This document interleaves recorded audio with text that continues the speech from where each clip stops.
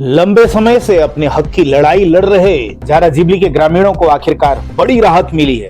High school के उच्चीकरण और inter college की मांग को लेकर चल रहा आंदोलन रंग लाया और अब इसी शिक्षा सत्र से यहां 11वीं और 12वीं की कक्षाएं शुरू करने का रास्ता साफ हो गया है। ग्रामीणों ने कई दिनों तक आमरण अनशन किया और लगातार प्रशासन पर दबाव बनाए रखा।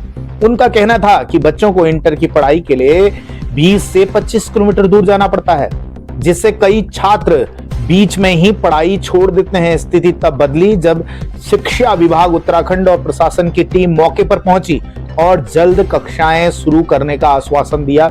इसके बाद अनशन समाप्त कर दिया गया है। गांव में ही इंटर की पढ़ाई उपलब्ध होगी, छात्र छात्राओं को बाहर नहीं जाना होगा और ड्रॉप आउट की समस्या में कमी आएगी।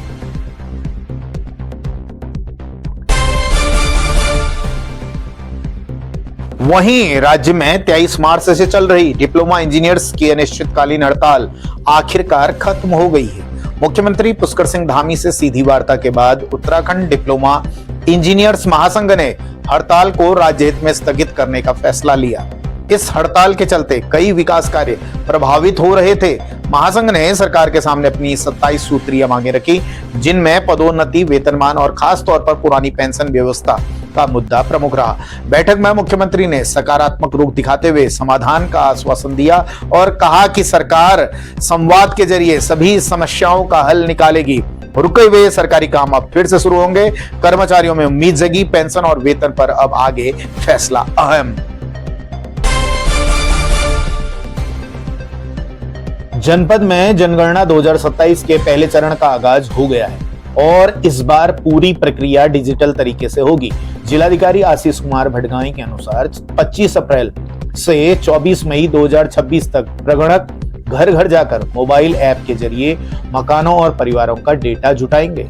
इससे पहले आम लोगों को खुद अपनी जानकारी दर्ज करने का मौका दिया गया है। इसके लिए स्वगणना पोर्टल 10 अप्रैल से 24 अप्रैल तक खुला रहेगा, जहां लोग आसानी से अपनी डिटेल भर सकते हैं। प्रशासन ने जनप्रतिनिधियों और प्रमुख व्यक्तियों को पहले खुद स्वगणना करने के निर्देश दिए हैं, ताकि आम जनता भी इसके लिए प्रेरित हो सके। उत्तराखंड में 25 तारीख से 25 अप्रैल से HLO का काम, मकान सूचीकरण का काम शुरू होना है। उससे पहले 15 दिन पहले 10 अप्रैल 2026 से लेकर के 24 अप्रैल 2026 तक यहाँ पर सेल्फ एनुमरेशन का पोर्टल भी ओपन कर दिया जाएगा आम जनमानस के लिए, जिसमें वो खुद से अपनी सारी डिटेल्स भर सकते हैं।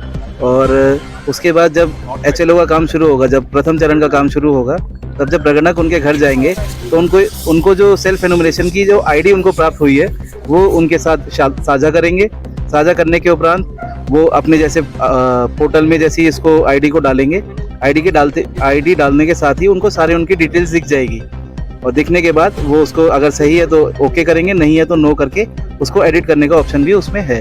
तो मैं आप सभी से अनुरोध करता हूं कि आप सेल्फ एनुमरेशन पोर्टल का भी ज़्यादा से ज़्यादा इस्तेमाल करें, अपनी जनगणना स्वयं करें, ताकि एक तो उसमें आपको जो भी डेटा आप भेजेंगे वो सटीक होगा और काफ़ी क्वालिटी में बहुत अच्छा भी होगा।